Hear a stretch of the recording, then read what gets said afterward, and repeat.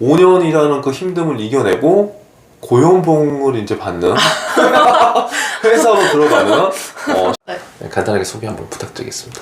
저는 일단 94년생이고요. 일단 닉네임으로 저는 시리라고 이제 원래 다른 시험을 준비를 하다가 이제 은행권으로 취업을 최근에 성공한 사회 초년생이 된 사람입니다. 그러면 94년생이면 지금 올해 31죠? 네, 맞습니다. 31. 네. 그럼 어떤 시험을 준비하다가 지금 은행원이 되신 거예요?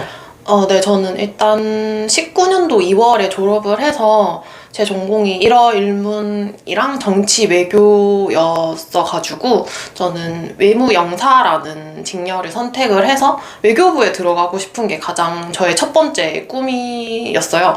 그래서 일단 외교부 들어갈 수 있는 시험 중에서는 일단은 외무고시가 폐지됐기 때문에 아무래도 그 부분에 대해서는 5급은 조금 더 제가 할 수 있는 실력은 좀 어렵겠다라는 생각으로 일단 7급부터 시작할 수 있는 외무 영사 부분을 골라서 이제 시험 준비를 한 3년간 준비를 했었어요. 그러면 이 영상을 시청하는 친구들이 고등학생도 있을 거거든요. 근데 외교부를 왜 가고 싶다는 생각을 했어요? 저는 일단 고등학생 때부터 이런 과목을, 사회에서 과목을 배우잖아요. 정치랑 이런 다양한 과목을 배우면서 전 정치에 대해서 되게 흥미를 많이 느꼈었거든요. 요즘 고등학교 때 정치를 배우나요? 제가 다녔던 고등학교에서는 그러니까 선택 과목이 있는데 정치를 주로, 그러니까 수능 때도 정치를 보고 그랬었어가지고 그때부터 흥미를 되게 많이 느꼈었어요. 그리고 이제 일본어 쪽에도 관심이 많고 하니까 얘를 살릴 수 있는 데는 어딜까 하다가 이제 그러면 외교부 쪽으로 나가서 다양한 나라에 돌아다니면서 그런 뭐 외교나 그런 부분에서 기여를 하고 싶다는 생각이 고등학생 멋있다. 때부터 되게 강했어요. 그래서 아니 그게 고등학교 1학년 때부터 2학년 때부터? 한 2, 3학년, 2학년 때부터 그런 생각을 했었어요. 요즘에 고등학생들 그런 생각을 해요? 저는 고등학생 졸업한 지 오래됐지만 저는 그랬었어요. 와. 그래서 외교부에 들어가서 여러 나라를 돌아다니면서 그런 것들을 하고 싶었다. 네, 하고 싶었어요. 근데 현실적으로 보니까 고시가 폐지되면서 5급은 약간 힘들 것 같아. 네. 현실적으로 타협을 봐서 그래서 7급? 7급으로. 어쨌든 외교부에서 일하는 건 똑같으니까 저는 일단 7급을 그러면 선택을 했죠. 7급을 했는데 7급을 지금 3년 한 거죠? 3년을 준비했죠. 와, 그럼 3년을 준비했는데 그 준비한 게 우리가 막 고시 같은 거 준비하면 막 텔레비에서 보면 막 하루에 12시간씩 공부하잖아요. 네. 하루에 몇 시간씩 공부했어요? 저는 그러니까 1년차 때는 뭐가 뭔지도 몰라서 되게 열심히 제가 막 죽을 힘을 다했다 이건 아니었어요. 1년차 때는 솔직히. 근데 2년차 때부터는 정말 정신이 제대로 차렸죠. 1년에 한 번밖에 없는 시험이니까. 2년차 때부터는 거의 10시간은 기본으로 했고요. 하루에? 네, 13시간, 14시간까지도 하고 3년차 때도 그때는 이제 제가 집이 대구인데 서울에 올라와서 강의를 들으면서 공부를 하루에 13시간, 14시간씩 이렇게 했었죠. 와, 그거를 이제 뭐 1년차는 그렇다 치고 네, 근데 1년차도 그래도 했긴 했을 거 아니에요? 했죠. 그럼 적어도 평균은 10시간은 계속 한 무조건 거네. 거의.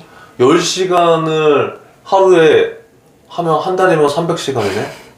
주말에 쉬는 날도 있었죠. 근데 일요일은 쉬는 저만의 리프레시 시간이 있었는데 토요일까지는 대부분 다 공부를 했죠. 와, 그러면 왜냐면 그렇게 공부를 3년 동안 하고 그거를 놓기가 쉽지 않았을 것 같은데 맞아요. 그럼 그거를 왜 놓은 거예요? 사실 제 욕심으로는 한 번 더 해보고 싶다라는 것도 있었어요. 마지막 시험에서 한 문제 차이로 떨어졌기 때문에 이거 조금 더 하면 될 수도 있지 않을까 싶은데 그런 시험의 가장 큰 단점이 시험 1년에 한 번이기 때문에 제 1년을 또 바쳐야 되는 거잖아요. 그런 리스크가 더 크다고 생각을 했어요. 하고 싶은 마음도 분명히 있는데 거기에 다른 리스크가 더 크다고 생각을 해서 이거는 나도 힘들고 지켜보는 사람도 힘들고 그래서 이건 여기서 접는 게 더 낫겠다라는 제 스스로 판단을 한 거죠. 그래서 아예 그 시험 자체는 3년째 시험을 딱 보고 접었어요. 와, 그거 엄청난 진짜 이건 다시 들어도 엄청 결단이 엄청난 건데 그거 웬만한 사람 같으면 한 번 더, 두 번 더 하지. 그래서 이제 장수생으로 가는 길이 되는 거죠. 와, 그럼 그거 딱 끊고 네. 그 다음에 했던 건 뭐예요? 그 다음 했던 건 그러면 이제 제가 취업 준비를 해야 되는데 하나도 모르는 상태 정말 취업 준비라는 거에 어떻게 시작을 하고 뭘 준비해야 되고 자소서조차 쓸 줄 모르는 단계에 있어가지고 그냥 공부만 계속 했으니까. 네, 공부만 전 3년 내리 그냥 공부만 했으니까 이 취준에 대한 걸 아무것도 그냥 백지상태인 거예요. 그래가지고 처음에는 뭐 일단은 주변의 친구들 최근에 취업한 친구들한테 물어가지고 그럼 NCS라는 게 있고 이것도 필기를 공부를 해야 되는 거고 그 전에 이제 자소서라는 걸 또 써야 되고 이걸 붙으면 필기를 볼 수 있다. 이렇게 점점 단계를 알아간 거였죠. 아예 몰랐네요. 아예 몰랐어요. 아니 그럼 궁금한 게 그 3년 동안 그 시험을 준비하면서 학원을 맨날 다녔어요?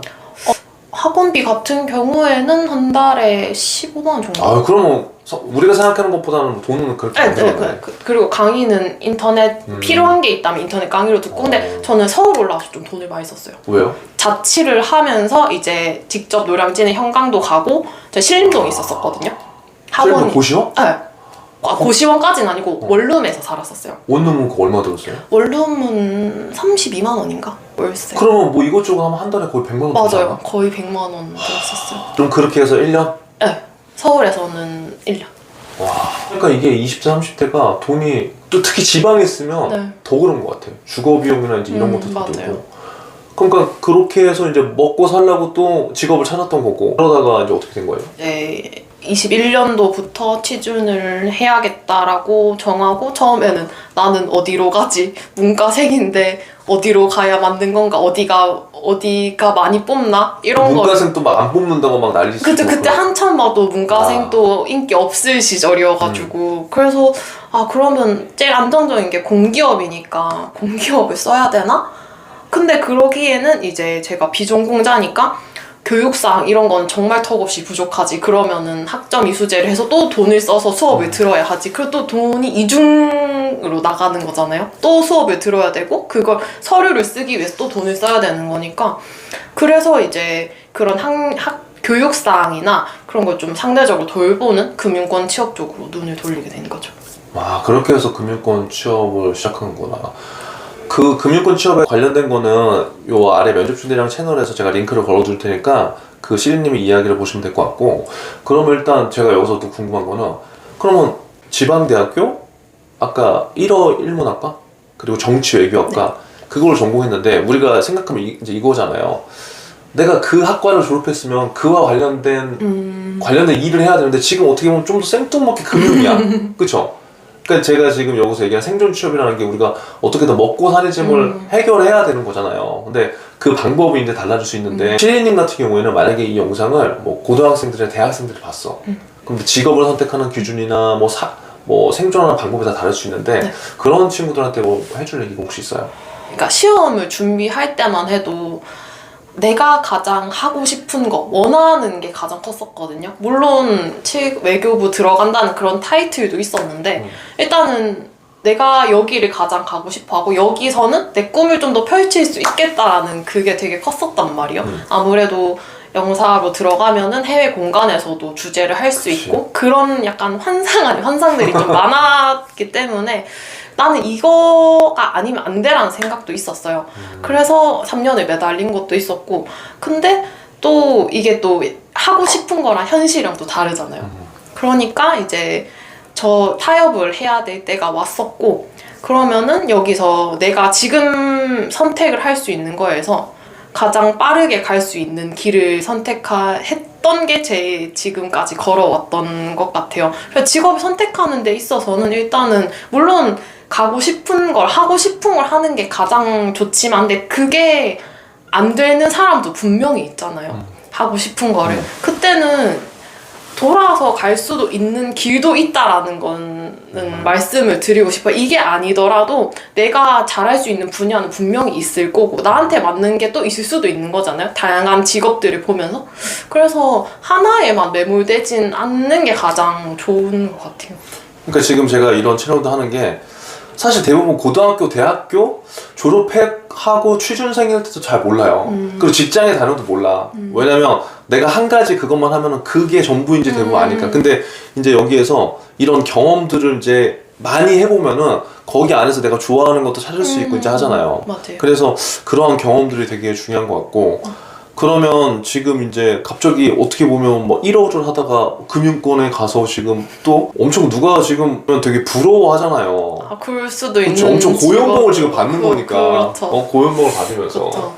그러면 앞으로 본인의 생존은 어떻게? 가장 먼저 하고 싶은 거는 저는 일단 제가 뭐 10년 뒤, 20년 뒤까지는 솔직히 아직 보이기는 좀 어렵긴 하지만 그래도 제가 원해서 이 직업을 선택을 했으니까 이 직업에 있어서는 저는 일단 기업금융 쪽으로 가고 싶기 때문에 기회가 주어진다면은 그 분야로 계속 커리어를 타고 갔으면 좋겠다라는 생각도 있고 또 한편으로는 또 너무 일에만 매몰되지 않고 여행도 다니고 그러니까 좀 여유롭게 워라밸이 힘들긴 한데 그래도 좀 제 인생을 좀 즐기면서 살 수 있는 그런 사람이 됐으면 좋겠어요.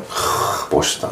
그러면 지금도 이제 본인의 진로라던가 먹고 살 짐 때문에 고민인 친구도 있잖아요. 네. 그러니까 저를 만나는 친구들 중에 대부분은 뭐 공채라든가 뭐 금융권 이런 취업으로 만나지만 사실 먹고 사는 짐을 다양한 방법을 하는 사람도 많거든. 비정규직으로 하는 분도 맞아요, 있고. 맞아요. 근데 그거에 대한 정답은 나는 없는 것 같은데 없는데. 한마디 해준다면. 저는 진짜 먹고 사는 거에는 진짜 정답이 없는 거잖아요. 저도 이번에 만약에 취업을 못했으면은 저도 비정규직으로 들어갈 생각도 충분히 하고 있었기 때문에 근데 그러다가 꿈만 놓지 않는다면 저는 비정규직으로 들어간다 하더라도 계속 은행에 대해서 도전을 하려고 했었거든요. 그래서 그 한 가지를 목표를 잡고 뭐 돌아가더라도 뭐 비정규직을 먼저 하면서 돌아가더라도 그거를 놓지 않는다면은 그 길은 열리지 않을까라는 저의 생각이에요. 저랑 생각이 똑같습니다. 그리고 비정규직이 뭐 우리가 계약직이나 그런 게 꼭 잘못된 게 아니잖아요. 잘못된 건 아니죠, 맞아요. 사회적 구조적으로 그게 만들어진 거지. 맞아요. 뭐 계약직 같다고 해서 루저고 뭐 우리가 그럼. 정규직 같다고 해서 위너가 절대 아니기 아니죠. 때문에 그리고 본인이 원하는 게 무엇인지 그거를 알고 방향성을 맞춰서 가는 게 진짜 중요하기 때문에 그게 중요하다고 생각하고 아무튼 오늘은 치열하게 그래도 5년이라는 시간을 지금 생존했잖아요. 네. 그 힘듦을 5년이라는 그 힘듦을 이겨내고 고연봉을 이제 받는 회사로 들어가는 시리님과 한번 인터뷰를 나눠봤는데 많은 분들이 좀 도움이 되셨으면 좋겠습니다. 마무리하세요. 여러분 생존하세요. 화이팅입니다.